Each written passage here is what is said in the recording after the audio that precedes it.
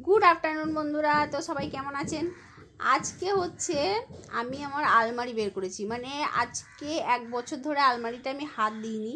যতদিন আমি আর pregnancy period চলছিল ততদিন আমি আলমারিতে হাত দিইনি। তো আলমারিটার কি অবস্থা যদি আপনাদেরকে যখন খুলেছি তখন আপনাদেরকে আমি দেখাতে পারিনি, বাট সব মালপত্র বের করে এবার ছড়িয়ে রেখেছি শুধু গোছানোর জন্যে।